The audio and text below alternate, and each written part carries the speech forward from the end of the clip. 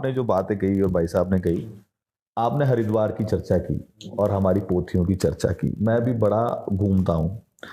तो 1999 में मैं पहुंच गया गया जी।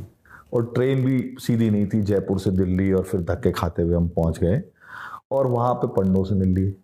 हमने कहा कि हमको भी पूजा पाठ करना है, ऐसा वैसा।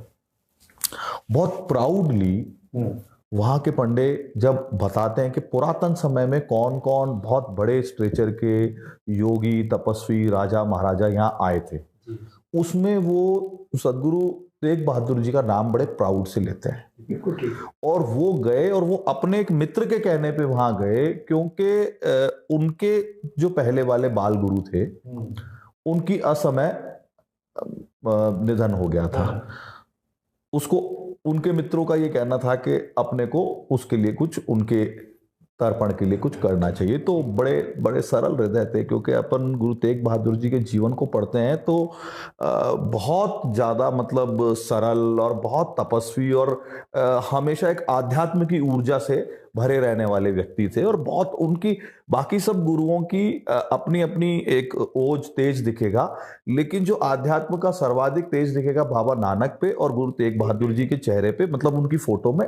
वो मैं जो व्यक्तिगत रूप से फील, मैं बात भी कर रहा हूं तो गूज़बम्स हो जाता है। तो वो वहां पर अपनी एंट्री करके आते हैं, अब उनके सिग्नेचर हैं और वो हिंदू खत्री लिख रहे हैं खुद को। हु सेड, किसने बोला बाबा तेग बहादुर जी को कि आप अपने नाम के साथ में हिंदू खत्री लिखो? किसी ने नहीं बोला। ऐसे ही एक और मजेदार फैक्ट है। मैं राम, एक सर मेरा छोटा सा क्वेश्चन है। हमारे 3 ब्लड लाइन मानी जाती हैं खत्रियों में। एक भाटिया जो भगवान कृष्ण का वंशज मानते हैं, एक अरोड़ा जो महाराजा रूट, और उससे पहले भगवान राम की वंशावली में लव के परिवार में माने जाते हैं। और एक ब्लड लाइन हो गई खुखरायन खत्रियों की, जिसमें हमारे 10 सदगुरु हैं। तो गुरु गोविंद सिंह जी महाराज के बारे में मुझे एक बड़े अच्छे स्कॉलर हैं बोधेश्वर दयाल, उन्होंने मुझे एक बार बताया कि भैया उन्होंने अपनी वंशावली पे बहुत रिसर्च किया गुरु गोविंद सिंह जी ने स्वयं के जीवन काल में, और ये खुखरायन खत्रियों की लाइन भी सीधे भगवान राम के वंश से आती है, ऐसा उनका कहना था। तो और उसको डिक्लेयर उन्होंने अपने जीवन काल में स्वयं किया गुरु गोविंद सिंह जी ने। और भगवान राम के साथ में उनके परिवार का या उनकी ब्लड लाइन का क्या संबंध है, उनके गोत्र का, ऐसा उन्होंने बताया। तो ये बात सर कितनी सही है? बिल्कुल ठीक है जी। उसमें गुरु गोविंद सिंह जी की, गुरु नानक देव जी के बारे में एक लाइन है कि जो गुरु नानक देव जी हम जानते हैं कि बेदी क्षत्रिय थे। हाँ, बेदी। लेकिन उनको बेदी क्यों उनका जुड़ा? बेदी जुड़ने का वो गुरु गोविंद सिंह जी ने समझाया है। वो कहते हैं जिन्हें वेद पठ्यो से बेदी कहाए।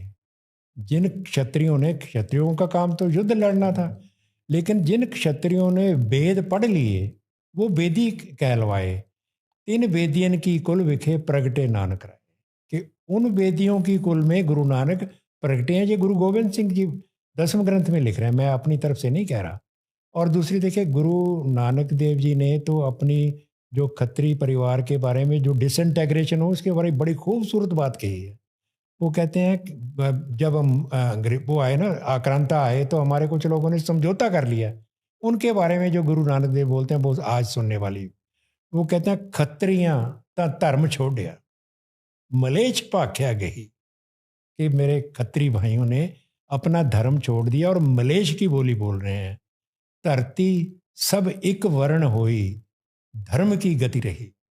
गुरु नानक देव जी कह रहे हैं, खुद खत्री होते हुए कह रहे हैं कि खत्रियां ता धर्म छोड़िया मलेच्छ भाख्या गही। धरती सब एक वर्ण होई और धर्म की गति रही। तो गुरु जी तो पूरा परम सत्य बोलते थे। अगर बाबर आया तो उन्होंने कहा पाप की जंजल काबल होता है, जोरी मंगे दान विला लो। खुरासान खसमाना किया, हिंदुस्तान डराया। गुरु जी तो हिंदुस्तान की रक्षा के लिए बोल रहे हैं, बाणी बोल रहे हैं। गुरु नानक देव जी कह रहे हैं कि मतलब पाप की जंज लेके काबुल से आया है, जोरी मंगे दान विला लो। तो मैं ये समझता हूँ कि जो गुरु साहबान की जो विरासत है, जो उनकी जो परंपरा लव और कुश के थ्रू उन्होंने की है। गुरु गोविंद सिंह जी ने विचित्र नाटक में ये सारी बात हाँ, विचित्र नाटक ही मुझे बताया था, मैं भूल गया था नाम। तो एक परिवार में है तो मतलब उसमें तो है। तीसरा मेरा सवाल कि हम ये देखते हैं कि पहले हम इस तरह